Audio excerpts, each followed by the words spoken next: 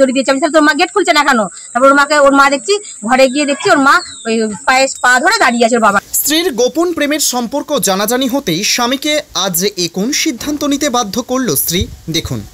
স্বামী থাকতেও অন্য পুরুষের সাথে ঢলাঢলি, আর সেই কথা জানতে পেরে স্বামী তার প্রতিবাদ করলেও আজ যেন সেই প্রতিবাদী হয়ে গেল তার কাল। কারণ স্বামীকে এই সিদ্ধান্ত নিতে বাধ্য করে এই কিসের প্ররোচনার অভিযোগ উঠল স্ত্রীর ওপর দেখুন। ঘটনাটি ঘটে তাহিরপুরের বারাসাত মল্লিক পাড়ায়।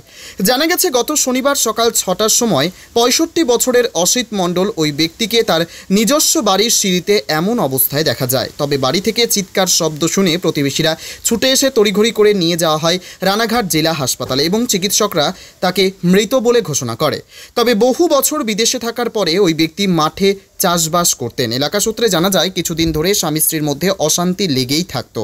অসিতবাবুর স্ত্রী জয়শ্রী মণ্ডল কিছুদিন ধরে অসিতবাবুকে মারধর করতেন বলেও গুঞ্জন রয়েছে এলাকাতে। অসিতবাবুর মৃতদেহকে ময়নাতদন্তের জন্য রানাঘাট জেলা হাসপাতালে পাঠানো হয়েছিল। ইতিমধ্যেই তদন্ত শুরু করে দিয়েছে তাহিরপুর থানার পুলিশ।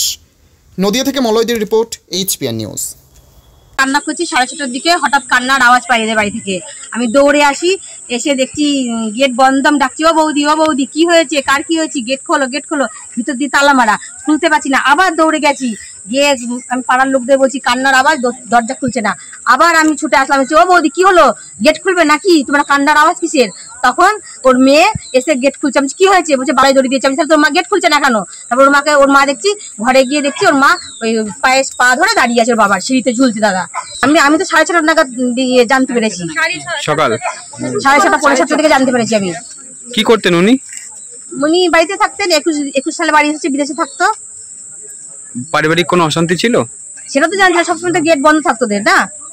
কি মনে হচ্ছে আপনার?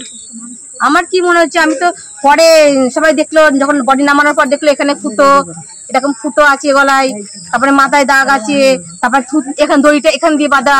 পরে দেখা গেল। পুলিশ ধরলো কেন আপনাকে? চুপ করুন একটু। পুলিশ ধরলো কেন? হ্যাঁ, ওই জন্য আপনাকে ধরেছে।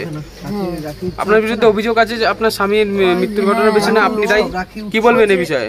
ওই বিষয়ে আমি তো কিছু জানি না, আর আমি দেখিনি। আমি সকালবেলা উঠে দেখেছি যে গামছা দিয়ে এরকম ঝুলেছে। আপনি বাড়িতে ছিলেন না? হ্যাঁ, বাড়িতে ছিলাম। ও ভোরবেলা উঠেছে, ওর প্রতিদিন ভোরবেলা উঠে মাঠে যায়। আপনাদের কি পারিবারিক কোনো সমস্যা ছিল? না, কোনো অশান্তি গন্ডগোল ছিল না আমাদের। কি করতেন আপনার স্বামী? মাঠে কাজ করতে। কি নাম আপনার? আমার নাম জয়শ্রী। আপনার স্বামীর নাম? অসিত।